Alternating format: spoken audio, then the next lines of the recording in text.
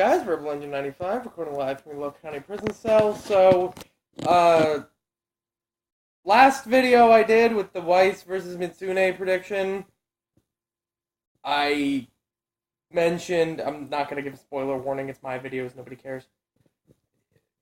I gave a, I said something about, like, I'd done one now of every character in Team RWBY except Blake. By the way, if anyone's curious, if anyone has seen my past videos with RWBY characters and noticed how much of a fanboy I was and are asking why I'm not acting that way now, go watch the first couple minutes of my Weiss versus Mitsuru video. I'll explain it there. So, and I wasn't really thinking about it. I was like, I'll eventually have to do one with Blake in it, and I didn't really care one way or another. I was, okay, maybe I'll do Mikasa, maybe I'll do blah, maybe I'll do this. To my knowledge, I haven't done one with Blake in it. And then I kind of just remembered one that I could do, so that's fun. It's gonna be Blake Belladonna from RWBY versus Raphtalia from Rising of the Shield Hero. I have been meaning to watch Rising of the Shield Hero. I don't think it's on Netflix still, so I have to. I have to get around to that at some point, but I do have a passing familiarity with it. I'm obviously going to be more familiar with RWBY, for better or for worse. So, let's start with Raphtalia then, just to get this out of the way. So she is a demi-human, which are kind of the, they're kind of the subjugated, the oppressed race in that world. In the world of Rising of the Shield Hero. And she was originally purchased from a slaver to be the party of the Shield Hero Nefume, or Nefume, I don't know, I think it ends with an I, so it should be Nefume, right? Or Naofumi, I don't know, fucking, again, haven't actually really seen the show that much. And she was originally brought on part of his party, and then she, through time, developed enough to where she could be. She's actually now her own hero. She's the katana hero. Despite the fact that she doesn't use a katana. In the anime, at least. I haven't read the manga or anything. So, maybe later, I don't know. But she's really good with a sword. She's actually, she's part raccoon. She does have, generally above human speed, strength, reflexes, things like that. And she's also able to cast, to a degree, an amount of magic. So she's capable of turning herself invisible, creating a blinding light, which not only can just, blind the opponent, but also, for those of you who don't know, the game it's one of those anime where it's actually an RPG, and you're just kind of watching an RPG, but you don't realize it. Yeah. So it follows the rules of an RPG, so it can reveal hidden enemies, right, which is supposed to be its purpose. And, was that, and then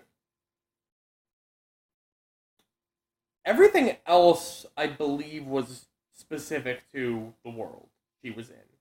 Like, was specific to the RPG, the game she's in, quote-unquote. And she has a lot of skills that she can use with her sword. Like, for instance, she can not only make her sword appear out of nowhere, like, just appear in her hand, she can create a second one to dual wield them. She can create an illusion-based sword that's capable of, that's just like, it's just an illusion, as its name would suggest, and it allows her to, it's one of those, like, they don't physically take the damage, but they perceive themselves, so they they mentally think that they got hit. So it's one of those deals, which I don't see coming into too much, but she can also, that's the other thing she can do, she can also create an illusion of herself, so that, combined with the ability to become invisible, actually helps her out a lot. And, like I said, she is a very talented swordswoman, and she's also the recipient of teachings of a martial art that had been forgotten. and this one of the attributes that this martial art allows. Generally the attacks again are pretty specific to the game, but she's able to absorb chi from the air. Now, chi is not an element in the game, pretty much. It's just like its own global thing. Um, she's able to absorb chi from the air and basically create the equivalent of SP, which in the context of the game that the anime is supposed to be, is more or less like PowerPoints or an energy meter, right? Mana, if you're playing Final Fantasy, I guess. So she can create the equivalent. So she can basically just manually recharge her magic, recharge her, skills and everything. And then she's also able to create a boost to all of her stats, quote unquote. So increase her strength, speed, stamina, agility, all of that. By using the mana in her body to create like a temporary like power boost, but she can only keep it up for so long, or else her body will just like give out. So she's actually a very she's a very she starts out as a child. She kind of she has a lot of silly moments. She has a lot of innocent moments, but then she ends up being like a very capable hero by the end of it. So very good. So by the end of the series, I guess, or the end of the series, the farthest in the series we have. Again, I haven't really looked into the series or anything that much. I just kind of looked this up for research purposes. Makes it sound like I've been. No, never mind. So yeah, very capable character here, and then the same could be said for Blake, who, so basically Blake is a faunus, which again are half human, half animal creatures in the world of Remnant, and they too were a very oppressed people to the point where they decided to create their own terrorist organization by the name of the White Fang. Now, originally, the White Fang, being led by Blake's father, was just kind of, they were just kind of an industrial terrorists. They were blowing up factories, stealing shipments, doing stuff like that, until, Blake's father stepped down and a Mr. Adam Torres took over and pretty much just turned it into a private military that just killed whatever he pointed at. And Blake was part of that for a long time, even after her father stepped down, and she joined the White Fang during its darkest period and killed a lot of people. So, or was at least an accessory to a lot of people being killed. And then she eventually just said, I'm out, and then left Adam and went to Beacon to train to be a huntress under the false identity without telling anyone that she was not only a faunus, but also part of the terrorist organization.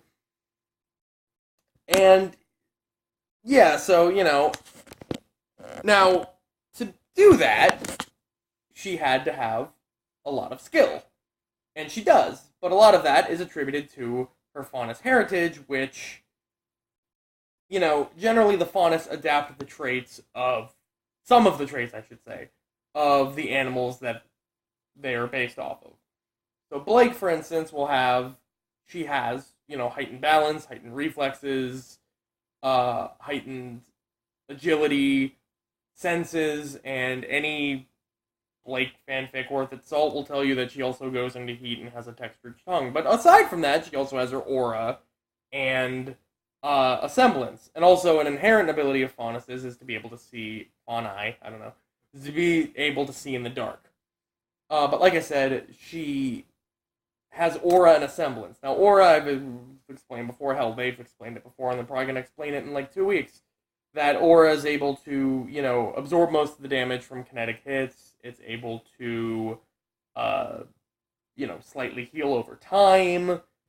And then it's also able to empower a semblance. Now, Blake's semblance is referred to as shadow clones, but it's really more of like the substitution jutsu, because she's able to create a silhouetted copy of herself that's able to take the hit the same as she would, except it just vanishes immediately after.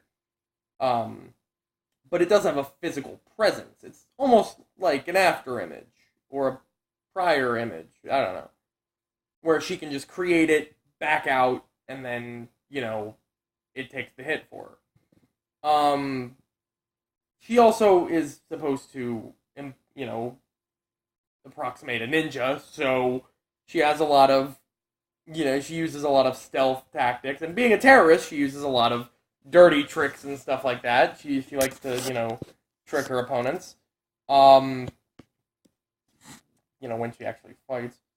And then, that's also reflected both ways in her weapon, Gamble Shroud, which is a short sword that collapses into an Uzi that is also tied with a ribbon to her arm. So she has a gun and a sword, and then she can, throw it and swing it around, and she's even, swung around on it, like fucking Spider-Man, and all of that. So, she's not only an incredibly adept fighter, she's, got these weapons, she's got these powers, and she's got these inherent bonus traits. She's also got a crippling,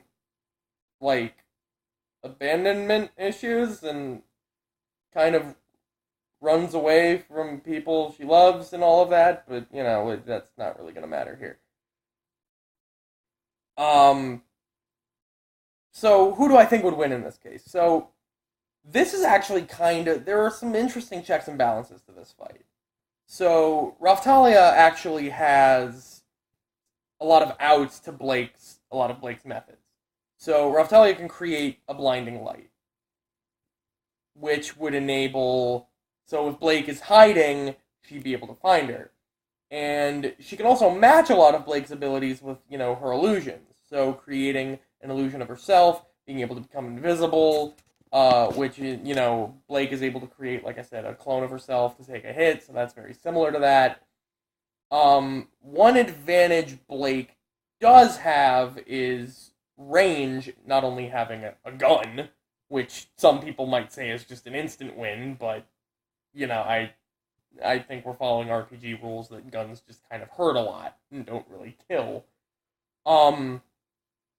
And then you've got, the fact that she can swing her weapon around, which Raphtalia,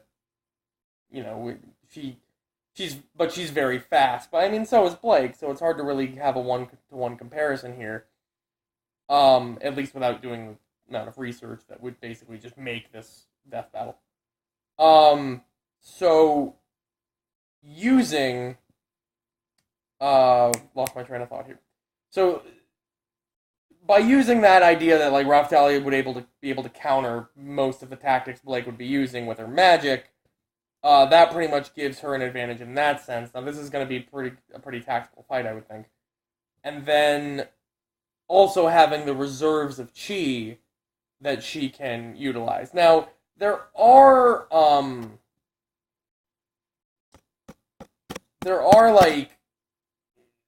is kind of a back and forth where it's okay, if they're in neutral territory, Blake has her aura, and Raphtalia has chi, but there's also chi in the air that Raphtalia can absorb. How is that fair to Blake? But I think that's pretty common. The Jak and Daxter, they had fucking, energy and stuff for... The Jak and Daxter versus Ratchet and Clank, they had mana I think it was called mana, I don't know.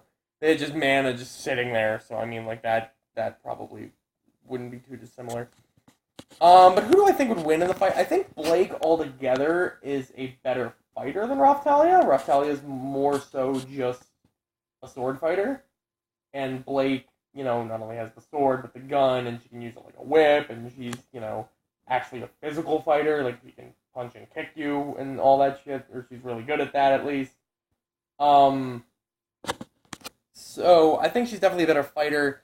Raphtalia has the better, the more outs to some of Blake's tactics, but Raphtalia's fighting style is pretty straightforward. She's just using a sword. Yes, she has the ability to become invisible and all of that, but Blake, I would say that would probably be enough to throw Blake off, though. The ability to become invisible, the ability to blind her randomly or find out where she's hiding, able to match her abilities.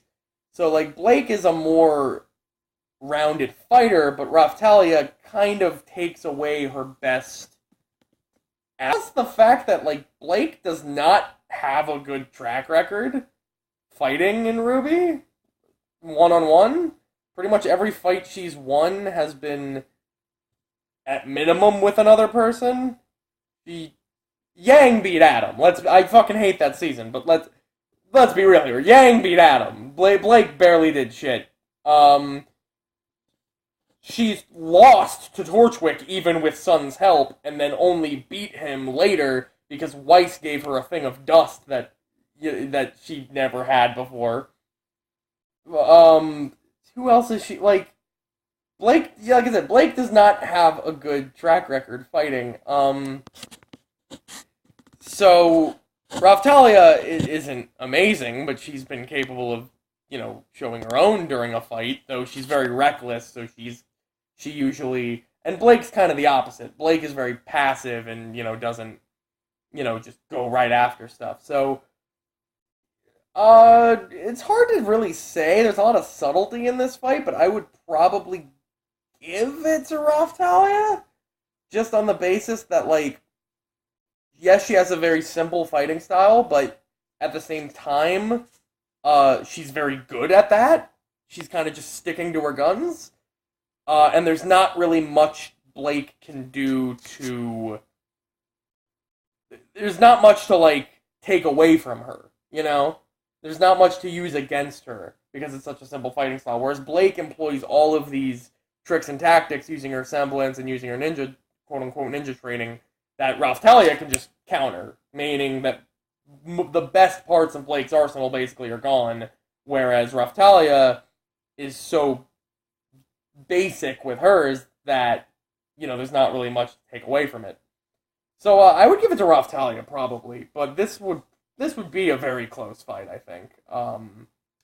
So anyway, finally got all 4 of Team Ruby done, and